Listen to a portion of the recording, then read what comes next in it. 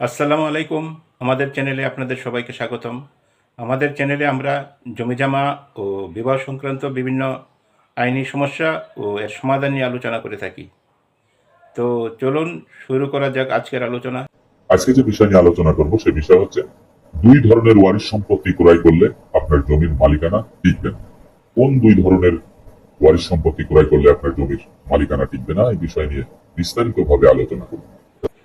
ওয়ারিশ সম্পত্তি ক্রয় করার সময় আপনি দুই ধরনের ওয়ারিশ সম্পত্তি ক্রয় করবেন। সর্বপ্রথমে বলে নিলাম, এই দুই ধরনের সম্পত্তি যদি আপনি ক্রয় করেন তাহলে আপনার জমির মালিকানা টিকবে না 100%। ওয়ারিশ সম্পত্তি নিয়ে কথা বলতে হলে সর্বপ্রথমে আমাদের মৃত ব্যক্তির বিষয় নিয়ে কথা বলতে হবে। একজন মৃত ব্যক্তি যখন জীবিত থাকেন তখন তার স্থাবর অস্থাবর সম্পত্তি যাই থাকুক না কেন, জমি সংক্রান্ত বিষয়, তার যে সকল সম্পত্তি অর্থাৎ ভূমি তিনি রেখে যান, এই সকল সম্পত্তি সরকারের সংশ্লিষ্ট বিভাগ যে ভূমি অফিস, সেই ভূমি অফিসের প্রত্যেকটি রেকর্ড বইতে তার নামে এন্ট্রি করা থাকে। তার নামে কতটুকু সম্পত্তি খারিজ আছে, রেকর্ড খতিয়ান সংখ্যা, তিনি কি পরিমাণ সম্পত্তির মালিক, কোন মৌজায় মৌজায় তার সম্পত্তি আছে, কোন শ্রেণীর সম্পত্তি আছে, সবকিছুই সরকারের সংশ্লিষ্ট বিভাগে এন্ট্রি থাকে।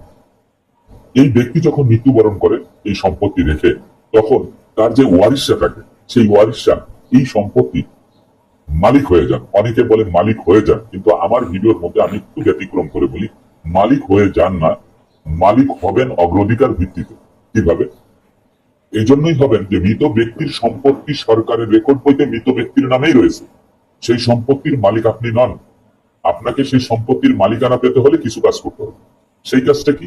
মৃত ব্যক্তির সম্পত্তি আপনাকে আপোষ বন্টননামা দলিল করতে হবে।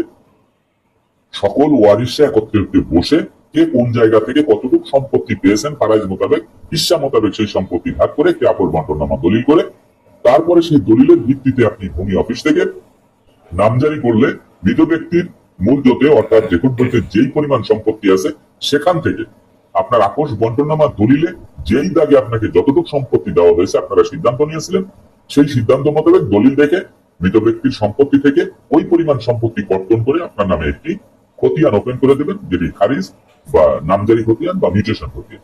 এই খতিয়ান বলে আপনি তখন একক মালিকানা অর্জন করবেন। আপনি খাজনা দিলে আপনি জমা ভাগ করে আপনার নামে যতটুকু খাজনা অতটুকু দিয়ে দেবেন।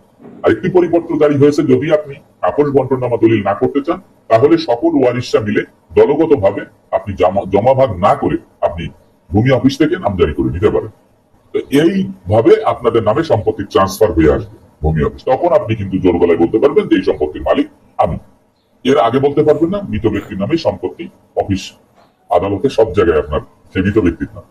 তো এখন আমরা কোন দুই ধরনের সম্পত্তি ক্রয় করলে মালিকানা টিকবে না, তার মধ্যে এক নম্বরে হচ্ছে কোন ব্যক্তি যদি ওয়ারিশ গোপন করে তিনি যদি সম্পত্তি বিক্রি করেন, অর্থাৎ মৃত ব্যক্তির যে সন্তানদেরকে রেখে গেছে বা যে ওয়ারিশ রেখে গেছে সেই ওয়ারিশদের মধ্যে কোনো ওয়ারিশ যদি অন্য কোনো ওয়ারিশদেরকে গোপন রেখে তিনি যদি প্রমাণ করে যে আমি এই সম্পত্তির মালিক, আমার কোনো ভাই নেই, আমার কোনো বোন নেই, বা আমরা দুই ভাই, আমাদের বোন নেই, অন্য কোনো ভাই নেই, এরকম কাউকে গোপন রেখে যদি তিনি ওই সম্পত্তি বিক্রি করে, আর ওই সম্পত্তি যেই ব্যক্তি ক্রয় করবে সেই ব্যক্তির দলিল টিকবে না, মালিকানা থাকবে না।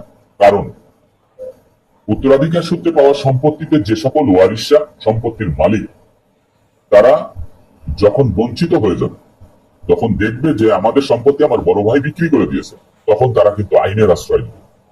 আর আইনের আশ্রয় নিলে বিজ্ঞ আদালতে যখন একটি বাটোরা মামলা দিবে, তখন কিন্তু ওই সম্পত্তি আদালত জাজমেন্ট দিয়ে দেবে ওয়ারিশের নামে। কারণ ওয়ারিশের সত্য তো ধ্বংস করতে পারবেন না, নষ্ট করতে পারবেন না, যে বিনষ্ট হবে না, সে আজীবন ওই সম্পত্তির মালিক।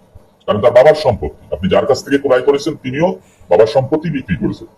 এই জন্য যেই ব্যক্তি সম্পত্তি ক্রয় করবে তার সর্বপ্রথম ওয়ারিশ সম্পত্তি দেখতে হবে কাগজপত্রে, যে উনি যে কাগজপত্র দিছে আপনাকে দেখার জন্য যে আপনি সম্পত্তিটা ক্রয় করবেন, তার আগে তখন দেখতে হবে যে ওয়ারিশি সম্পত্তি। প্রথমেই আপনাকে ওয়ারিশ ক্যাম্প সনদ নিতে হবে। এই ওয়ারিশ ক্যাম্প সনদ নেওয়ার পরে আপনার ওই এলাকায় একটু সার্চিং দিতে হবে, মানুষেরা জিজ্ঞাসা করতে হবে যারা তাদেরকে চেনে যে এই যে সম্পত্তিটি আমি কিনতে চাচ্ছি, এই সম্পত্তিতে ওয়ারিশ ক্যাম্প সনদের মধ্যে 4 জন ওয়ারিশ আছে, এর বাইরে কি কোনো ওয়ারিশ আছে? তখন তারা বলে দিবে যে না, নেই। এখন কথা হচ্ছে, তাহলে ইউনিয়ন পরিষদের চেয়ারম্যান ওয়ারিশ ক্যাম্প সনদ দিছে।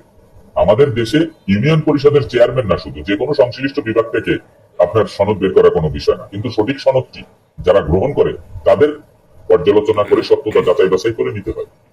তো আপনি যে ওয়ারিশকান সনদটি নিলেন সেটার সত্যতা যাচাই করার জন্য আপনাকে এই কাজটি করতে হবে, তাহলে আপনি পার পেয়ে যাবেন। আর যদি আপনি ওয়ারিশ গোপন থাকা অবস্থায় যদি অন্য ওয়ারিশের কাছ থেকে সম্পত্তি আপনি ক্রয় করেন, আপনার জমির মালিকানা টিকবে না। এটা হলো 1 নম্বর। নাম্বার 2 হচ্ছে, কোনো ওয়ারিশ যদি তার প্রাপ্ত সম্পত্তি থেকে বেশি সম্পত্তি বিক্রি করে দেয়, যেমন একজন ওয়ারিশ তার বাবা মায়ের মৃত্যুর পরে তিনি 10% সম্পত্তি পেয়েছেন, তো এই যে তিনি 10% সম্পত্তি পেয়েছেন, সেটা হতে পারে আপোষ বন্টনামা দলিল মূলে। আপোষ বন্টনামা দলিল যদি না হয়ে থাকে, জমা ভাগ করে না করে থাকে, যদি তারা জমা ভাগ না করে যদি যৌথভাবে নামজারি করে থাকে, অথবা কোনো কিছুই হয় নাই, বাবার মৃত্যুর পরে সম্পত্তি ভাগ হয় নাই, সেই সম্পত্তি যদি এভারেজ হিসেব করে তাহলে তিনি 10% সম্পত্তি পাবেন। সেই ক্ষেত্রে দেখা গেছে যে সেই জায়গায় তিনি 20% সম্পত্তি বিক্রি করে দিয়েছেন এবং একজন ব্যক্তি তার কাছ থেকে 20% সম্পত্তি ক্রয় করেছেন। যিনি গ্রহীতা তিনি কখনোই যাচাই বাছাই করেননি যে আমি যে 20% সম্পত্তি এই ব্যক্তির কাছ থেকে ক্রয় করতেছি, এই ব্যক্তি কি 20% সম্পত্তি বিক্রয় করার অধিকার রাখেন কিনা, তার কি এই 20% সম্পত্তির মালিক কিনা তিনি, এই বিষয়টা তিনি যাচাই বাছাই করেন না। যাচাই বাছাই না করে যদি এই প্রাপ্ত সম্পত্তি থেকে বেশি সম্পত্তি ক্রয় করেন আর যিনি বিক্রয় করেছেন তিনি বিক্রয় করেন, তাহলে এই ক্রয়কৃত সম্পত্তির যিনি মালিক তার জমির মালিকানা টিকবে না। কারণ হচ্ছে এই যে দুই ধরনের সম্পত্তি বেচা কেনা হওয়ার পরে যেই ওয়ারিশরা বঞ্চিত হবে তারা তো বসে থাকবে না, তারা বসে থাকবে না, তারা কিন্তু আইনগত দিক থেকে ব্যবস্থা নেবে। তো আইনগত দিক থেকে যখন ব্যবস্থা নেবে তখন এই বঞ্চিত ওয়ারিশরা সরাসরি একজন আইনজীবীর মাধ্যমে দেওয়ানি আদালতে শরণাপন্ন হয়ে তারা একটি মকদ্দমা করবে। আর এই মকদ্দমা করলে মকদ্দমায় যখন বিজ্ঞ বিচারক মহোদয় উভয় পক্ষ যখন সমন দিবে এবং কাগজপত্র পর্যালোচনা করে যখন দেখবেন যে উত্তরাধিকার সূত্রে পাওয়া সম্পত্তিতে এই ওয়ারিশের 10% সম্পত্তি অন্য আরেকজন ওয়ারিশ তিনি বিক্রি করে দিয়েছেন, তখন জাজমেন্টটা কার পক্ষে যাবে? বঞ্চিত ওয়ারিশের পক্ষে যাবে নাকি যিনি প্রাপ্ত সম্পত্তি থেকে বেশি সম্পত্তি বিক্রি করে দিয়েছেন সেই দলিলের মালিকের কাছে যাবে? যাবে হচ্ছে যিনি ক্ষতিগ্রস্ত, যিনি বঞ্চিত হয়েছেন সেই ব্যক্তি। তো জাজমেন্ট যখন তার পক্ষে চলে আসবে তখন কিন্তু ওই ব্যক্তির সম্পত্তির মালিকানা তিনি কিন্তু চলে যাবেন। এই জন্য এই দুই ধরনের যে সম্পত্তি আপনারা ক্রয় করার সময়, ওয়ারিশ বিশেষ করে ওয়ারিশি সম্পত্তি, এই দুই ধরনের সম্পত্তি ক্রয় করার সময় অন্তত পক্ষে আপনারা এই ওয়ারিশকে আইন সনদ এবং এলাকায় একটু খোঁজ খবর নিয়ে দেখবেন যে তিনি যার কাছ থেকে সম্পত্তি ক্রয় করতেছেন তিনি কতটুকু সম্পত্তি বিক্রয় করার অধিকার রাখেন এবং তিনি কতটুকু সম্পত্তি পেয়েছেন। আশা করি আপনারা এই বিষয়টি বুঝতে পেরেছেন। আমাদের ভিডিওটি আপনার ভালো লাগলে লাইক, কমেন্ট ও শেয়ার করতে ভুলবেন না। আর এই ধরনের ভিডিও পেতে আমাদের চ্যানেলটি সাবস্ক্রাইব করে আমাদের সাথে থাকুন। ধন্যবাদ সবাইকে। আল্লাহ হাফেজ।